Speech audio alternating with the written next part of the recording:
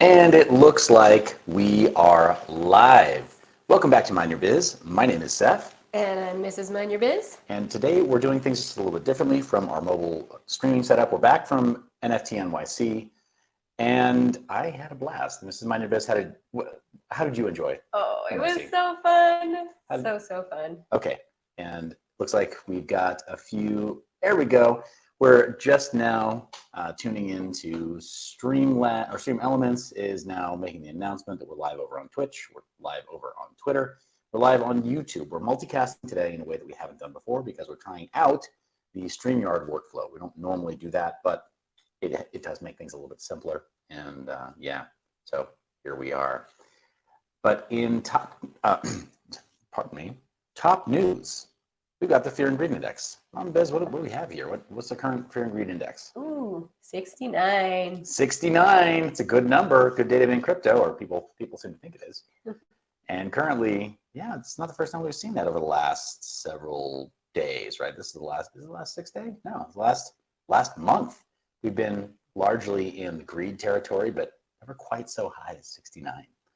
So there you go. Do with that what you will. I think that people are still a little bit irrationally exuberant, and the market tends to be moving up. We're still in that upward trend. But I think that, as per usual, this is not a leading indicator. I think this is something that you use as just another data source to figure out whether or not you want to make new targets, or whether or not you want to be in your crypto, or you want to take profit, or whatever else. Plenty of people are talking about taking profit, and I wouldn't blame them if they just decided that they want to take profit now. Little bits of profit along the way. The dollar cost average time was probably before now, but we'll take a look at that. I think one of the biggest indicators in my mind is still just the chart, the Bitcoin chart. Where Bitcoin goes, everything else follows. And it got right here. Let me get a better view of that.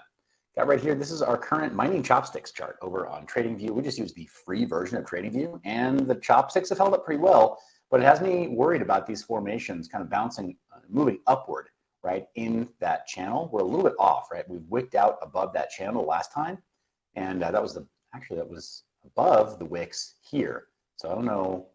Yeah, I guess we were tracing the wicks before. Now we kind of ran through that instead. Let's go ahead and redefine that based on just right now, like no intense TA data. This is not a technical analysis show. I don't have a red screen to show you on this particular layout. Maybe I do. Do I? Do I have a red screen? I don't think I have a red screen. We need a red screen. Yeah, let me go ahead and make a red screen right now. This is not legal, financial, or investment advice. Or all right. And let's go ahead and just run that. So yeah, what else we got there? Yeah. Just be mindful. You got to be careful. You just have to. It really is kind of your job to keep yourself protected. And there we go. Now we got that running nonstop. Make sure that there's no ambiguity about whether or not you should be taking this as a cue. Thank you in advance for sharing the link while we're live, but that's our current Bitcoin chart. While we're looking up some of the other content for today, Mrs. Mind Your Biz, what stands out to you on the crypto bubbles? Ooh, let's see. RNDR is up, gas is down. Those are the big ones. Yeah, right. The biggest ones. Yeah, Render token. I'm surprised to see it moving back up. I think that it made an announcement of moving over to the Solana chain, if I'm not mistaken. So they were primarily an Ethereum ERC20 token, and then I think as their value per token went down, they decided to potentially make a change. We need to do a little more research into the Render token, see what the current absolute state of things are over in the Render ecosystem. Definitely interesting. Hey, we got some comments coming through. Patricio is in the chat saying good morning. Paul D says, I'm first. Yes. That's an undisputable fact. And you can see right there, Mrs. Mind Your Biz's lovely elbow. She has the best elbows in the business. I keep telling her, we should make an OnlyFans just for her elbows. And she doesn't believe me. So here we are slumming it with me just talking about crypto and doing consulting. No elbow porn for you. Sorry. Sorry, folks. I mean, it's not that I haven't tried. I have. Lord knows I have. But yeah, it looks like we've got render token up. Caspa network is the full name here. So CAS is the ticker symbol, but 2 cents. I mean, it's been retracing for a while. Who knows how far that's going to go? You had some of the most popular voices in the space calling for 30-cent Caspa. I hope that doesn't come across as promoting an unregistered security. But you know, some people think that just because you're not directly paid by a project, that you're not committing a securities violation. You have to be careful. You just have to be really, really careful when discussing these markets. But you know, that said, I don't blame anybody for getting excited if you've got holdings there. Patricia says, cheers from Mexico. Hey, thank you. Thank you so much for saying hello and tuning in all the way from Mexico. Automatic Beats in the chat saying, good morning, everyone. Good morning. It's good to see you. Thank you for being here with us, Patricio, and being here with us, Automatic Beats. Thank you for sharing the link while we are live. Your support means so much.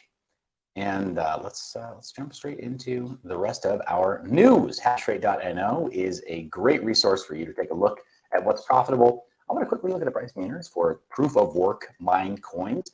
We got some of the proof of work mining channels, such as DJ Mines, that are just jumping back in, firing up more of their rigs so they can get you more content. If you're a GPU mining fanatic, we are not going to be doing too many tutorials here. We've got some mining rigs that we can put back into production, but we're not going to be planning that as content per se. Got so many project interviews lined up. We need to release that content first. It's just a higher priority over here at Mind Your Biz, because you need that fundamental information. Otherwise, you wind up getting irrationally exuberant. You get overexcited about projects and you misunderstand their fundamentals, and then you get excited for your own bags, and a bit like Ravencoin, you watch them go up to their peak profit and you miss the opportunity to take profits because you kind of get too attached to just that one asset.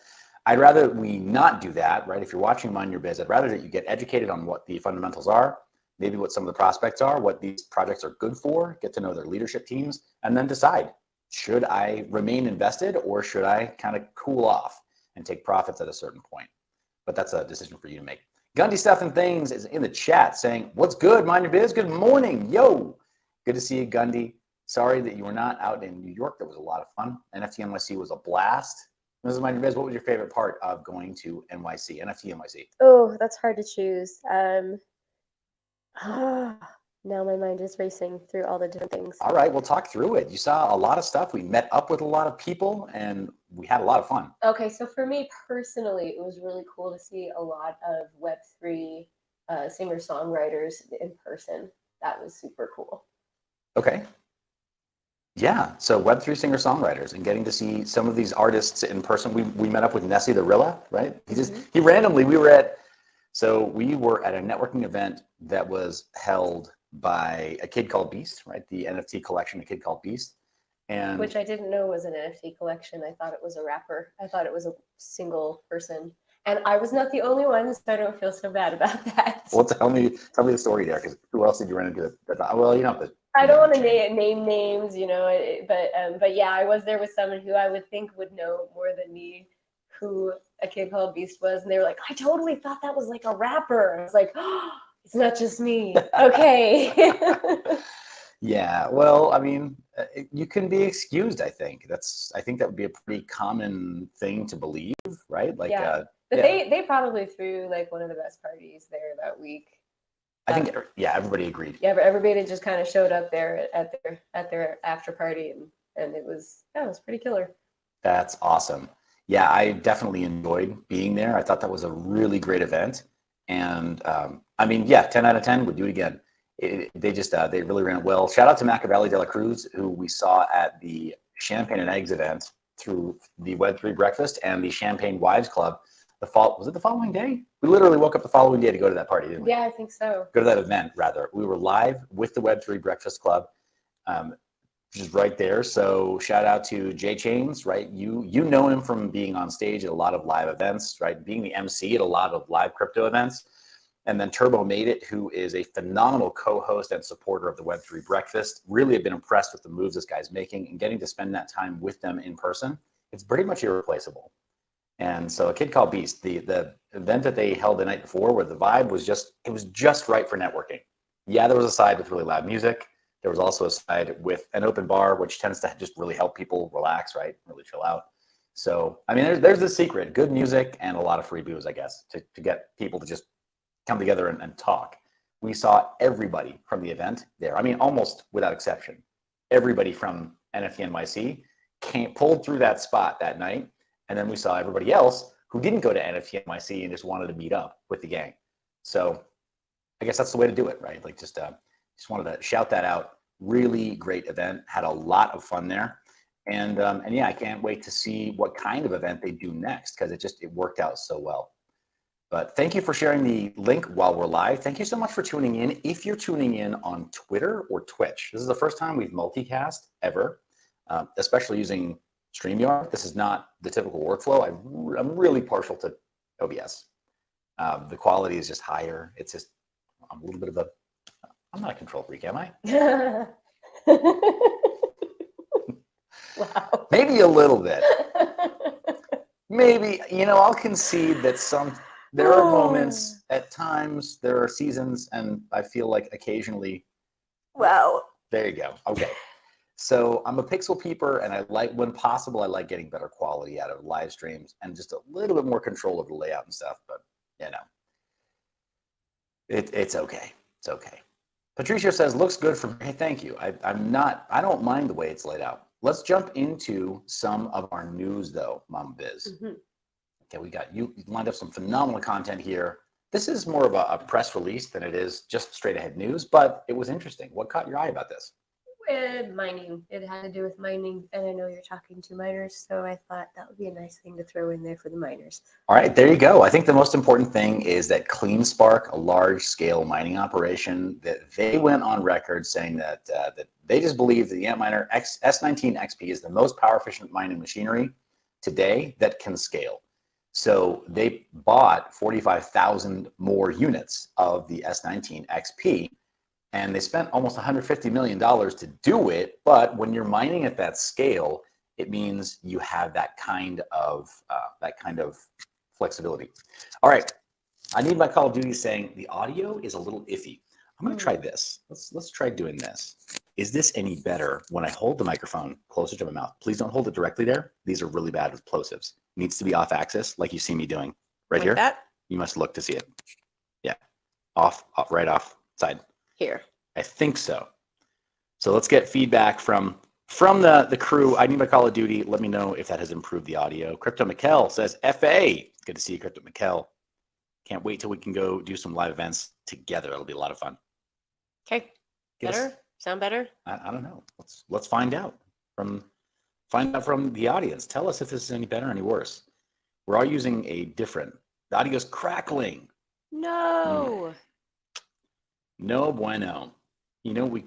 I hate to do it, but we could just go, my gosh. Alrighty. Here's what we're gonna try out. I would normally do it. Is that any better right there? We're gonna use just the built-in microphone from the laptop itself. Let me know, give me a thumbs up. Let me know in some way. Oh, mic is kind of iffy. Oh, wow. So the audio is apparently a lot better just with no additional microphones at all. No supplemental microphones at all. Mama Biz. There we go. Okay. Way better. Awesome. Glad we fixed that. The whole point is that we just wanted to make this as headache-free as possible by using as little equipment as possible so that we can do this more when we're on the road. So Witcher Works is in the chat, says, you good. Appreciate it. Thanks so much for that. But CleanSpark. Hey, thank you for letting me know about the audio. I need my Call of Duty says, thank you. Thank you for letting, I mean, this is important to me. We've got podcasting mics on the other workstation, but trying out this workflow, this is important for when we are traveling. And we could have been better about this while we were in New York. We were also extremely busy based on meeting schedules and stuff. So yeah, we almost did a naked broadcast, but we came this close to doing a naked broadcast. Very close. I mean, when you're on Times Square and the naked cowboy is right there, why Not the naked cowgirl. the naked cowgirl? Don't discriminate. It just, that sounds so incredibly smutty, right? It's like the naked cowgirl. What is that? Is that a person or is that a position? It sounds weird. It does. It sounds weird. So moving on. There we go. Again, am I gonna get canceled? I'm about to get canceled, aren't I? I don't know. I couldn't. Don't cancel. All right. So Clean Spark is just saying what we already know. Efficiency is king. You have to look for efficiency. Don't worry about hash rate. Hash rate is the least important attribute of any kind of mining gear. Efficiency is always top dog. So your hash per dollar per watt. You have to have that third part of the equation to balance it out. Third part of your calculation. So if you don't know that you're efficient, don't scale, right? You're just going to get a bunch of really fancy GPUs that everybody's like, oh, bro, that's so cool, bro. Everybody did it with the GTX 1080 Ti and thought like, it's amazing. Look at these really cool RGB setups. And yeah, they held a resale value okay in the GPU mining space. But if you're mining as a business and you're looking at ASICs, nobody cares. You know, right? RGB is not a thing. And there is no secondary market for you to go and sell your GPUs into. So yeah, somebody's also saying maybe an odd setting somewhere for the audio, maybe, but we no longer have automatic mic volume adjustment going. Just a little bit of noise cancellation. So if that's cleaner and clearer, great. Yeah, happy with that. But yeah, look for efficiency. That's my takeaway lesson. We got something for the New York Times. What do we have here? What is this? Oh, so they were talking about how Bitcoin is bad for the environment, right? Is that what that was? Is that what you saw? Yeah.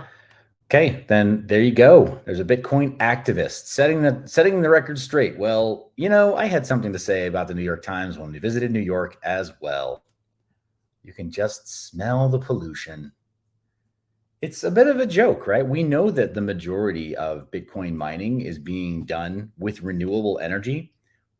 I don't know where the disconnect is anymore. And yeah, I don't know where the disconnect is. I don't know why anybody would think that there's some kind of there's some kind of pollution happening. I mean, the New York Times actually ran the article with additional smog added to the headline. Yeah, Texas governor saying it's good for the environment. Dennis Porter is really, he's putting in work to be that positive voice for Bitcoin. So doing great work there. But let's see. There is the article. Pierre Rochard also shows it off, where this is a facility by BitDeer out in Rockland, Texas. And you see how there's like that haze? Mm-hmm. All of that was added. None of that actually exists. Oh, are Yeah. you serious? That was all photoshopped in. It's a very easy thing for them to do. And yeah, it's really unfortunate. It's really unfortunate that they decided to, yeah, take a cheap shot like that because, you know, it's just unnecessary. There are ways to talk about Bitcoin and say you don't like Bitcoin without being outright deceptive or fraudulent, right, in your claims. And they were being deceptive. That's not accurate at all. They had to go out of their way to make it look like there was some kind of pollution. In the same way that the Greenpeace guy made the Bitcoin skull, right, a little, yeah, making the rounds. I missed that one. Yeah, we'll take a look at that as well. But yeah, people, I don't smell any pollution. Yeah, so we stopped by and we glowered at them, but that's that. It's obvious BS. Hester Pierce also in the news because of a regulation change with the definition of DeFi. Mm-hmm. This caught your attention too, and it's pretty important. Yeah, I like Hester Pierce because she is usually the voice of dissent in the SEC, who kind of calls out their bad behavior and the problems that it causes. So yeah, she was speaking out against, I guess they're creating a new definition for decentralized platforms. Let's see. Can I just go through the fast facts? Is that all right? Sure, let's do that. There's a lot. There's really so much to cover in this one. Yeah, this one's pretty heavy. Yeah, planned an attack on development of new technology. Rather than embracing the promise of new technology, as we have done in the past, here we propose to embrace stagnation, force centralization, urge expatriation, and welcome extinction of new technology. Accordingly, I dissent. Here. Yeah. Yeah, it's amazing. I've pulled up really quickly the SEC's website, both the original release here or the proposed rule change by the SEC, which is apparently 17 CFR parts 232, 240, 242, and 249. And the full, I mean, let's just quickly go through. This is massive, but the reopening of the comment period and rule, it's 166 pages. I don't think we're going to have time to go through that today. Unfortunately, I'd love to read through it. This is one of those opportunities to maybe get ChatGPT involved and say, please summarize page by page. Give me a summary of the 166 pages and drop that in. But here is Hester Pierce's, little rebuttal, her statement talking about this proposed and with plenty of footnotes here. Maybe that's a better way to go, is just read through that. She's going to have that crypto advocate frame for her arguments. Thank you, Mr. Chair. It's so funny because based on, if you just changed some of the punctuation, thank you, Mr. Chair, stagnation. Thank you, Mr. We'll just delete that. Stagnation. Thank you. That'd be a lot of fun. Thank you, Mr. Stagnation, centralization, expatriation, and extinction. My gosh. But yeah, she really is a gem. We need more people like Hester Pierce being pro crypto on Capitol Hill for us. We got F the SEC in the chat from by anything for clicks. Witcherworks saying these people prey on human emotions. Nobody is on the world stage unless they are allowed. These people argue on TV and have parties later in private. It's true. Yeah, it's true. That's just how the game is played. They can't afford to not be friends. They can't afford to shut down their funding. They can't afford to limit their future opportunities. So they wind up being, friendly, air quotes, friendly with everyone who is trying to destroy what we're building. Even if they say that they're pro, even if they say that they're pro this cause or that cause, I will say that Hester Pierce is one of those exceptions, right? So this is not for show. What she's saying here, she's not holding back in any way. She might have to go to these same parties right later that night and show opposition somewhere else. But I really do view her ideology as pure. Well, I think it's tricky because you do have to keep your foot in the door. I mean, if you're always screaming from the outside, you're just like one lone voice in the wind, right? Yeah. And how do you change anything under those circumstances? You really don't. Yeah, that's accurate. Got some other news coming in from Capitol Hill. There's a congressman that's introducing a bill to get rid of Gary Gensler as the SEC chair. Yay! Right? Let's go. We need more people like this, right? So let's get some of the other brief elements. What's this all about? I didn't even know of this person. So he wants to replace him with an executive director. I think there were a few rules in here. He's deciding how he's been attacking crypto platforms, specifically DeFi platforms, and that instead of there being a chairman, it would be a director. And I think that no former chairman would be able to serve in that capacity.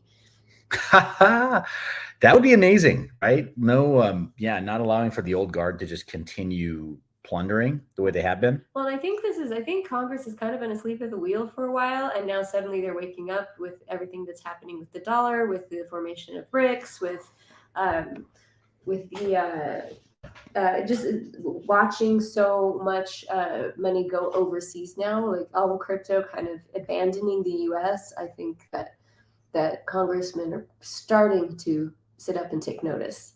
And I'm really encouraged by that personally. Yeah, no, that is amazing. I sincerely hope that this stands a snowball's chance in heck of being passed, because it would be amazing. Yeah, Gary Gensler has not done a good job. And the rules are becoming so ambiguous, especially with DeFi platforms now being potentially listed as service providers. It's clearly a witch hunt to get rid of crypto innovation in general. But specifically DeFi. they're trying to centralize everything, and they're only favoring centralized platforms and tokens and coins. Yeah. Right. Yeah. The little scare with USDC, the little scare with Circle Group, it's not credible, right? There's not going to be any kind of a problem. In the end, we'll find that there was never any real threat to those platforms and to that group. And that, yeah, they're being used as sort of like the de facto CBDC. They're being positioned as the one that we all embrace, but they're completely centralized and will absolutely roll on us as consumers. So yeah, I'm not very happy about that either. Yeah, I mean, and primarily they go after the good guys, people who are trying to do things above board, and then they completely ignore the bad actors. I don't know if I have it listed today, but there was someone pointing out that there was a congressman, I believe, pointing out that Gary Gensler, who's going to be going in front of the House Committee for, I forget what it is called. He's going to be going to a hearing, and he has said like 0 things about FTX. And so this congressman brought up, like, why are we not talking about this major centralized exchange? Yeah. Yeah, it is kind of crazy.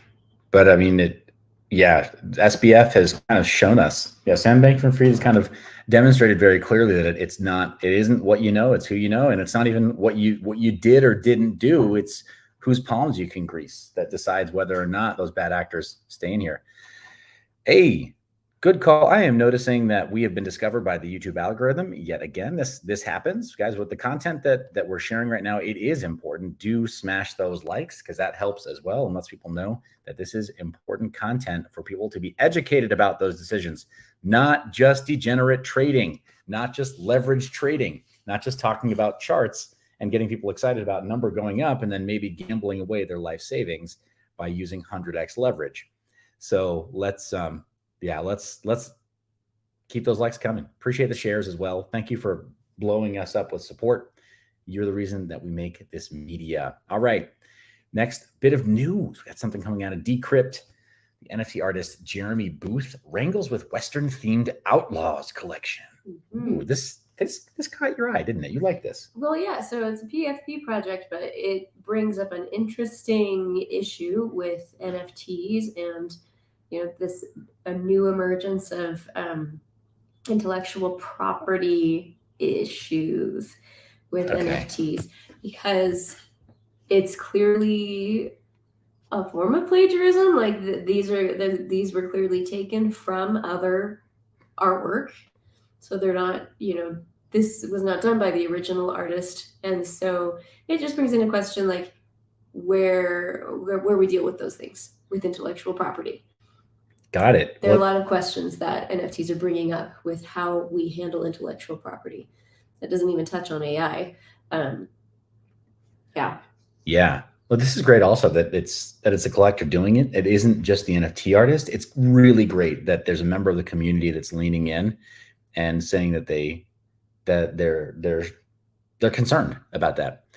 Hey, we got Cesar from Supermint saying, by the way, absolutely love working with Susser and the Supermint team. Just as an aside here, but he says, did you guys already cover the USDT bill that's scheduled for hearing on Wednesday? No, we did not. I didn't see that in the newsreel this morning either. But we will have a more aggressive publishing cadence for this week. So perhaps look for us to go live on Wednesday morning, or we may be talking about that on the the Wall Street Web3 pit tomorrow with the GLDN team, with the EAG, Block47, and Gold Retriever team on Twitter tomorrow, Tuesday. So yeah, likely going to cover that at that point. But thank you for the heads up there. There's so much to talk about by way of the news. And it's not just because of price action and because people are excited about the potential run up of alts now that Bitcoin is having that extended rally. So yeah, amazing stuff. But thank you for the reminder there. And again, can't wait to talk to you about upcoming projects. But yeah, Sad Boy says, so I'm pretty conflicted about that new PFP collection. That's a pretty obvious reproduction of what another artist is doing here. I know that his style isn't new, but I know that the subject matter isn't new, but together was kind of that artist's thing, no? Moral gray area. Mm-hmm. Yeah, it's tough. Well, let's talk about, right, like a reproduction of this sort of, oh my gosh, yeah, that is too close. You see this sort of thing a lot on places like Etsy, Yeah. where somebody launches something that maybe gets some popularity, and once it gets attention, you see a lot of copycats. Yeah. And yeah, it is kind of a gray area. Like, what do we do? Right. Yeah. Artifaction also saying the NFT space has a truly bewildering set of collectors and keyboard warriors that believe any inspiration taken from any artist is a ripoff. I've been collecting this kind of art for almost 30 years. Yes, I'm that old. I'm not asking you to be an art historian, just, I don't know what they went on to say. Just ... Yeah. Think about it. Yeah, I mean, they're not wrong, though. There is also a lot of inspiration between different collections, so you can't always say that. Let's see. Yankee says it's a busy BTC background. Yeah, it is. Sometimes we use a busier background, sometimes we don't, and it is a form of just preventing background from this side of the house but being shown off all the time. It's not the most scenic place. Right? It's not like the studio downstairs.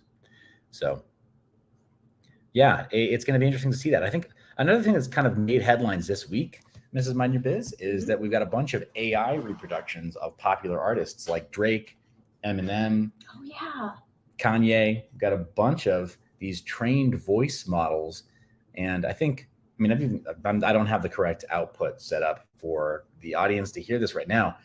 I'm on a couple of AI websites where you saw me just type in some text, some bars, right? And I had a different voice like Cookie Monster, right? And others. the Cookie Monster ones were really spot on, and you should put them on Twitter. People need to hear them. But specifically, it's not just that I can have a voice trained by AI to sound like Cookie Monster. I can make it sound like Frank Oz's Cookie Monster from when Frank Oz was alive. Mm-hmm. So it's intensely specific. It's very, very good. And how are people going to know that it wasn't Frank Oz playing Cookie Monster saying those words? It's already too late. We already don't know. Big Brother is here. Yeah. Yankee says I am AI. No, I don't think that's true, because you've published content that reaffirms people's right to the Second Amendment. So you can't be AI. The AI will never do that. It hates freedom and fun, both. So sorry to be a bad news bear there. That's just a fact. But yeah, it's going to get more and more murky as stuff like this can be automatically generated, right? So using generative AI, just saying, hey, I really like the artwork of so-and-so, so-and-so, so-and-so, make me some. And it will. Right? Cat's out of the bag. No putting it back in. You know who's not out of the bag? You know who's not getting away? SHAQ. No. Yeah. There he is, looking very different. I don't think I've ever seen him rock that look before. I thought it was a great look. Yeah. So I had to put it in here. Yeah, it's pretty great. But apparently he's finally served in the FTX class action lawsuit after the lawyers are claiming that he had been hiding and driving away from our process servers for the past 3 months. He was served outside his Atlanta home. SHAQ has been served. Jeez. 3 months? Really? So there you go, among more than a dozen celebrities, sports teams, and sports teams being sued for promoting FTX. Oh my gosh. He had been at one point so supportive of FTX that the company had dubbed him SHAQ Toshi.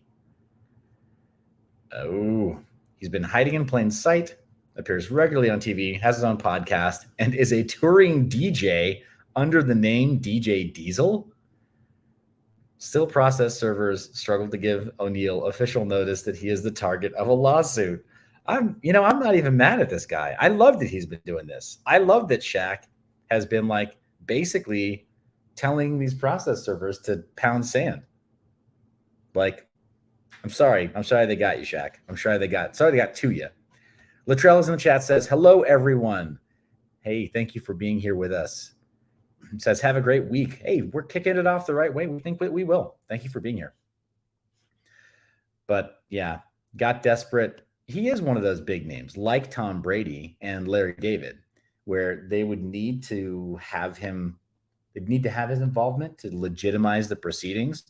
But as I understand it, the law firm that is issuing these class action lawsuits, that's writing these up, they're really bad. Like, they're really bad at the ambulance chaser routine. That's kind of their one trick, is that they're always doing these kind of like taking boilerplate precedent from what they've already been trying to issue by way of class action lawsuits, and just like, you know, fill in the blank. Okay, who's the client? Who are we going to try to serve notices and try to squeeze money from? And apparently they've been doing it with FTX. They've been doing it with, I guess, Celsius too. They're the same process, same law firm. Mm-hmm. So they're just out there like trying to get their paycheck out of the crypto ecosystem right now. Kind of frustrating, because this law firm is going to earn more than a lot of the victims will. I think a lot of the victims of these different hacks. And well, what baffles me is that apparently FTX just found, what was it, $7.3 billion, which they think will be helpful in relaunching in Q2. So we're not going to do anything about that, but we're just going to go after these celebrities who are basically like the face of the advertisement for the exchange, and not the bad actors in the exchange themselves. Yeah, it's a little crazy. Yeah. I'm right there with you. Now that FTX has found those billions of dollars, I mean, wouldn't you be running at them? You should, right? I mean, the net worth of the money.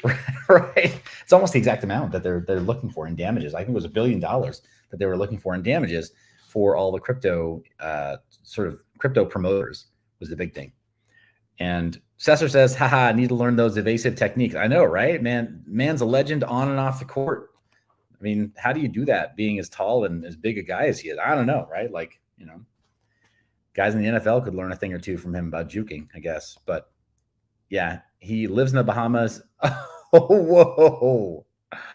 Lengthy struggle. Oh my gosh. Oh my gosh. Lengthy struggle to serve O'Neill was so dramatic that lawyers claim one process server gave up after he received a text message that seemingly threatened his wife, Beth Shaw. SHAQ lives in the Bahamas, you stupid F. Give Beth Shaw my regards. Dang. Whoa. It is not clear who sent the message. Jeez. This case illustrates how difficult it can be to serve a celebrity, even one who often appears in public. O'Neill has homes in Florida, Georgia, Nevada, California, and the Bahamas. They focused on his Texas residence because O'Neill is expanding his Big Chicken restaurant. Big Chicken. Oh my gosh. So here's we're of the generation where we saw SHAQ come up initially, right? And we saw him release his very first like rap album, and which was interesting, right? He had a hit that actually made top 40 for a while. Do some movies. Yeah, did some movie stuff. Not a genie movie. Never a genie movie. Even though everyone thinks there was a genie movie. You've heard about that, right? No, I thought that was Sinbad. It was. The actor Sinbad. It was, but they call it the Mandela effect. Okay. Where many people believe there was an actual movie starring SHAQ where he was a genie. Right. Well, there you go. That's the thing. He did a lot of other stuff. Like, he did everything but that. And Gundy even reminds us that he's a DJ too. Yeah. He says, so terrible being a celebrity. I know. Yeah. Well, Gundy would know. He is our resident celebrity. That's why he always wears the shades everywhere, indoors and outdoors. Man, he just can't get a moment's rest. But SHAQ, I mean, you remember him coming up originally in the 90s. And it's like, he was super cool. I wasn't prepared to kind of fanboy out over this guy again now, right? Like, really, he's just become kind of my celebrity hero again because of all the stuff that he's doing, right? Like, man is very dynamic. Gotta hand it to him. But that's awesome. Too bad they got to him, and I get the sense though he's gonna give him a run for the money in court. They're not gonna. I don't think it's gonna go better for them now that they finally served him. It's just so strange. It's like a jelly product, you know, making like something with arsenic, and they go after, you know, George Clooney for doing a commercial for them. It's just weird. It is weird. Yeah. Hey, there we go. So a stablecoin bill is threatening illegal issuers with up to 5 years in prison. Mm-hmm. Ooh, stablecoin bill. US is pushing for strict rules around the issuance of dollar-pegged digital assets. This might be the bill that was being referred to by Cesar in our comments about USDT. Maybe. Yeah, but I mean, these are moving targets, and we're coming to expect that they're going to keep issuing moving targets on regulation. But the U.S. House Financial Services Committee published a draft bill on stablecoin regulation ahead of the Wednesday hearing. I think this sounds right if it's happening on Wednesday. But it's called Understanding. They're going to do a session called Understanding Stablecoins' Role in Payments and the Need for Legislation. It's likely to touch the 73-page draft bill. I'm going to go ahead and open that up at docs.house.gov. That's open right there. We should be able to put that in the... Man, I've got to start doing the newsletter. I really do. I was going to say that's probably the best place to put that is in a newsletter. Let's see. But yeah, 118th Congress first session. They don't have anything else ready there other than the verbiage here. But man, payment stablecoin issuers. All right, that's real. So that's going to be a moving target over the next couple of days. Maybe you can get that out on Twitter. That's probably the best way to do that. We'll tweet that out. But it's going to touch on that 73-page draft bill. After the multi-billion collapse of UST, the bill would require stablecoin providers to maintain reserves backing their coins on an at least 1-to-1 basis. Because why on earth would we do that with $1? Fathom the hypocrisy of these people. Yeah. Seriously, this is insane.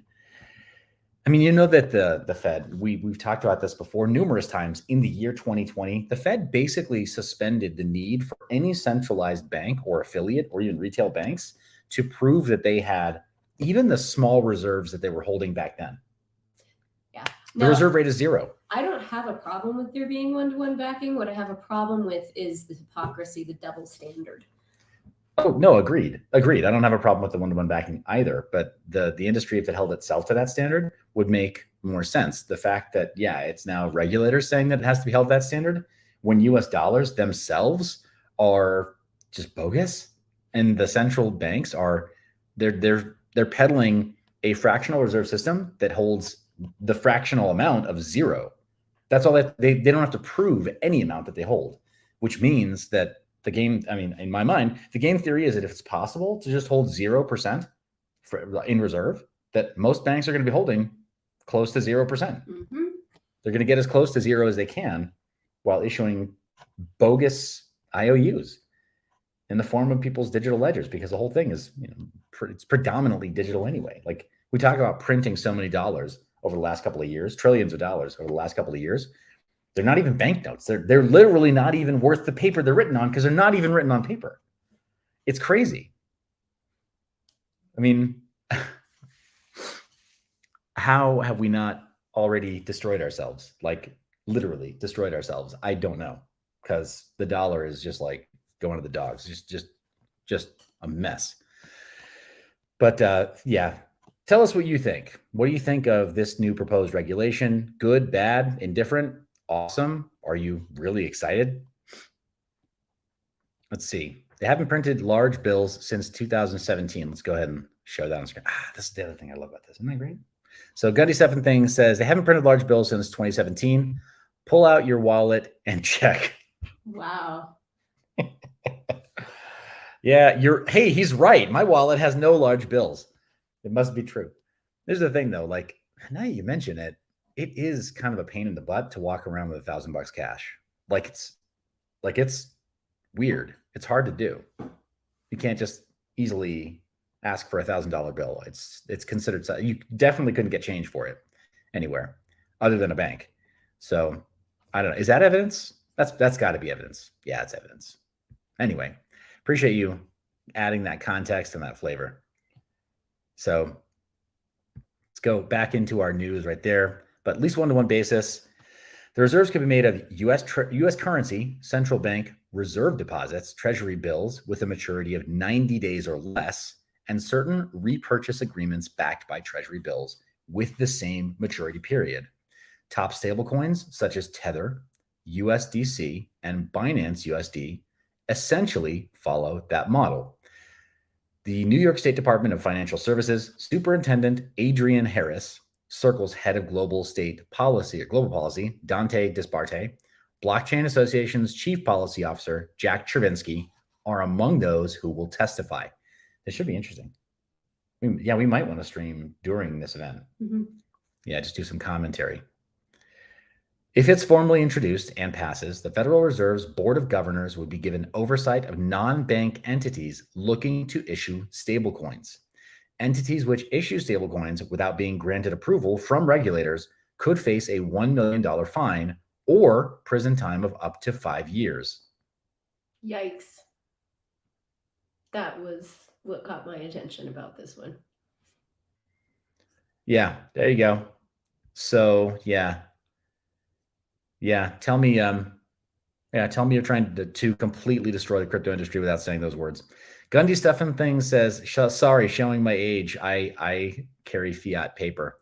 Bro, I mean, sorry, maybe I'm showing my age, but who doesn't? Why wouldn't you?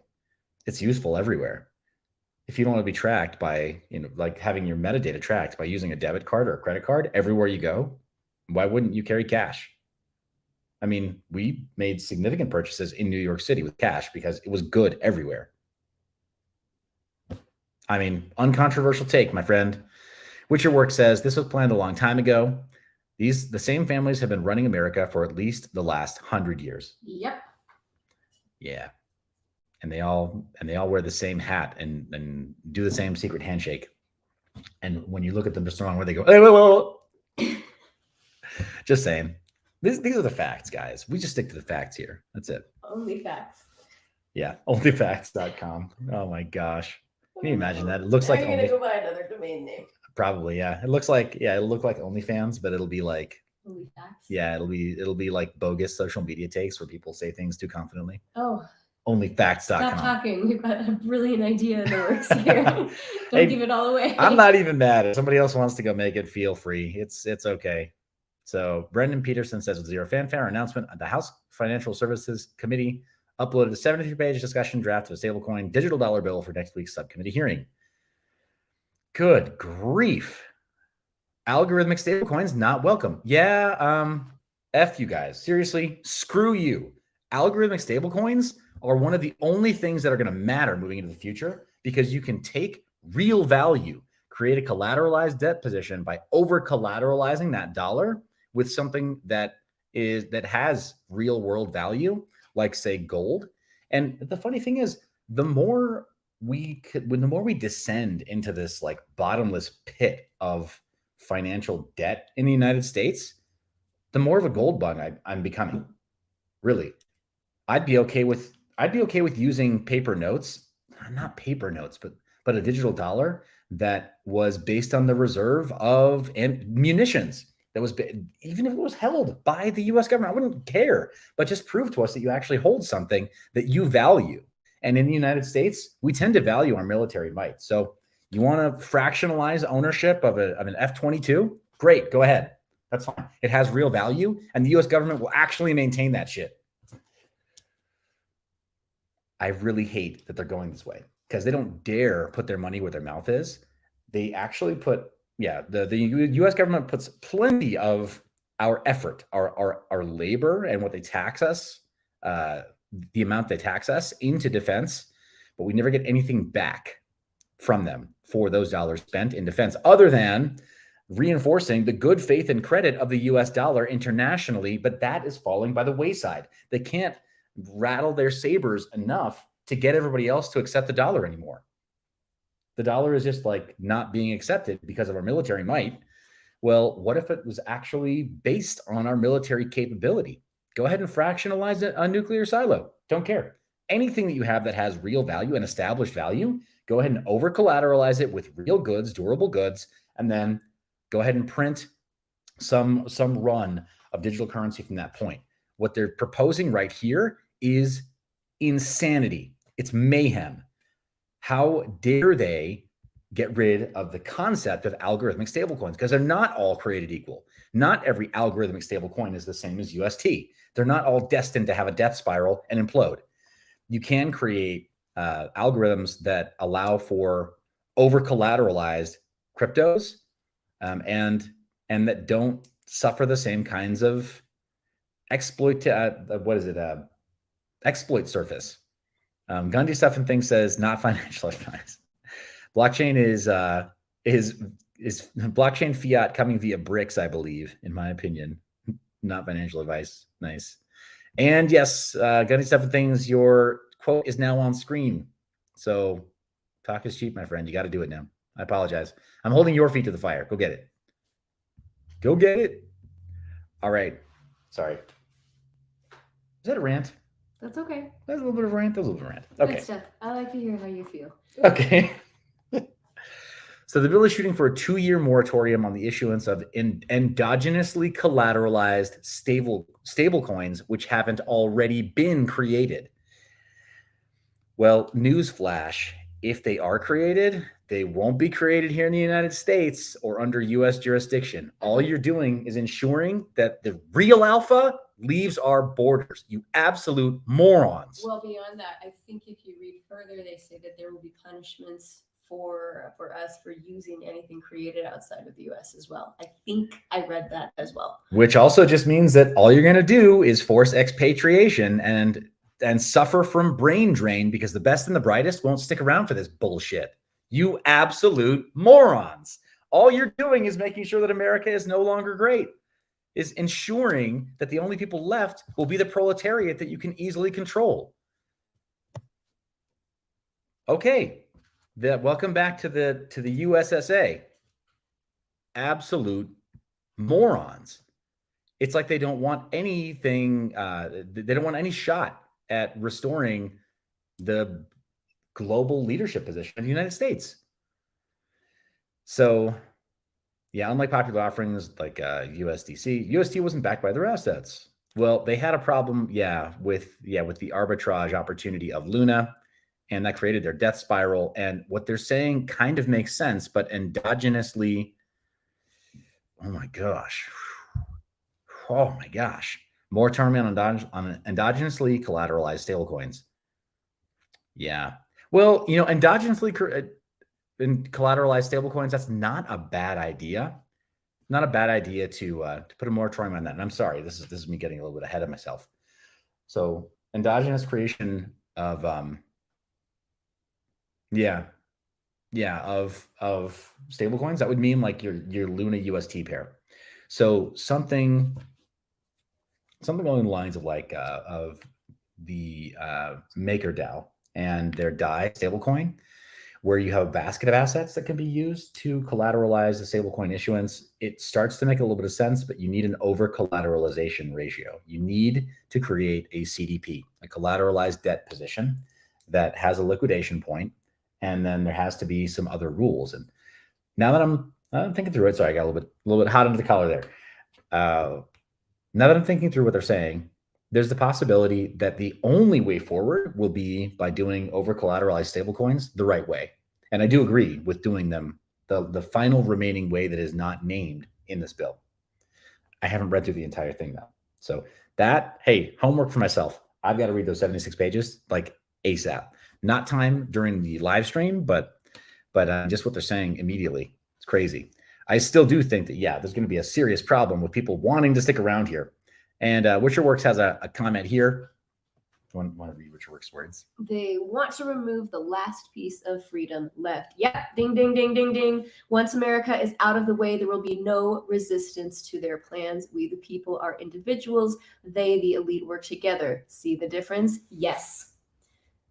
Yeah, divide and conquer. This is why it's a big deal. America is the last stand for our individual liberties. Yeah, but the issue is that, like you're saying, when we are too small individually and when we don't have enough, whether it's purchasing power or voting power or brain power, sorry to go there, but collectively, if we don't think clearly and coordinate together, then we're a lot more like the proletariat. We're a lot easier to incite, right? They can use agitprop.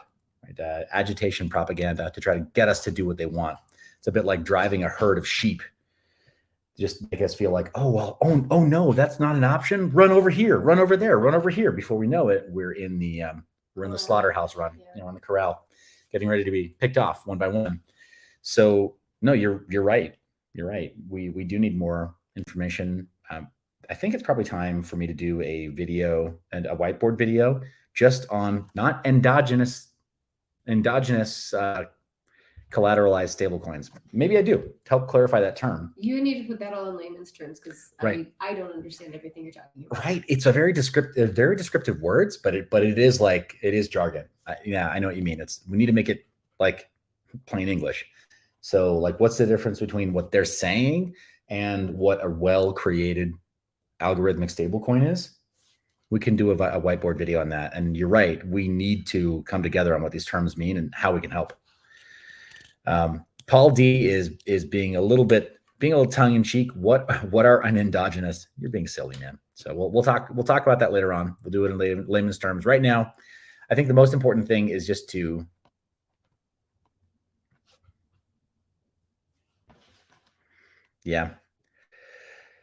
Ooh. Yeah. Richard Works actually does have a pretty solid take here, I think. He says, pay off any debt that includes your house if you want to keep it in a legacy system. Have neighbors that see the issues coming and work together. Mm-hmm. Mutual aid with your neighbors. You can't replace that. And then what I'll say beyond that, grow a garden. Yeah. Know how to make food at home. And now we all need to move to Texas. That's the only place that that kind of thing is already kind of happening. Yeah. That's the only place we've lived in America where I feel like you kind of see that already. Yeah. Neighbors who work together, people who are not in debt, people who own their homes. Yeah. Well, I'm going to go ahead and leave our show at that. We're coming up on an hour, and I think that's plenty of content right there. Let's come back to it. Thank you so much for being subscribed, for hitting that thumbs up, for sharing this while we're live. Thank you for being supportive of the channel and us making the move to the new home for Mind Your Biz. We are streaming on Twitch, so let us know if that's a good platform for this kind of banter and chat. We're also on Twitter, and we're firing up the new newsletter since moving from Substack, which deplatformed us after we wrote what we thought was a fair and balanced piece on Ben Armstrong, BitBoy Crypto. So self-publish, be sovereign, get yourself. Yeah, I love that. That's really good feedback. It's just common sense what Richard Works is saying, trying to get that debt down to zero, consumer debt certainly down to zero, and get your obligations as low as you can make them. Remember, you're the reason that we make this media. Love your face. Remember to stay private and mind your biz.